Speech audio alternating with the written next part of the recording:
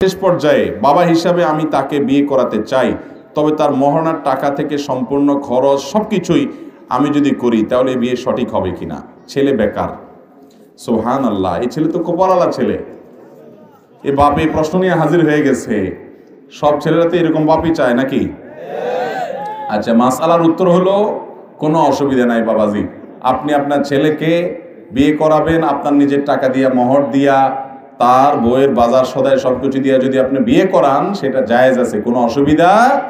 একজন গরিব মানুষকে দান করা যেরকম সওয়াবের কাজ, আপনার ছেলেটা গরিব, ওই গরিব বেচারাকে আপনি মোহর দিয়ে, টাকা পয়সা দিয়ে, খরচ খরচা দিয়ে বিয়ে করায় দিলে এটা খুব সওয়াবের কাজ হবে, এটা কোনো মন্দ কাজ হবে না। তবে ছেলেকে কর্মমুখী করবেন, ছেলে বেকার থাকবে না। আমাদের অনেক বাপ মা আছেন ছেলেকে শুধু তুলু তুলু করে, তুলু তুলু বুঝেননি, কোনো কাজ করাতে চায় না। বাবা তোমার করার দরকার নাই। এগুলো যে কত বড় আত্মঘাতী সিদ্ধান্ত। আমি আমার বাচ্চাদেরকে, আমার পরিবারে, আমার স্ত্রী, আমরা চেষ্টা করি আমাদের বাচ্চারা কাজ করবে, কষ্ট করবে। কারণ মনে রাখবেন, ভোগ করার জন্য যোগ্যতার দরকার হয় না, কিন্তু ত্যাগ করার জন্য যোগ্যতার দরকার।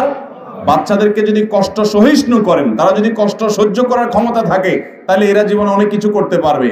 আর ফার্মের মুরগির মতো বানান, জীবনে দেখবেন যে জায়গা জায়গা ধরা খাবে।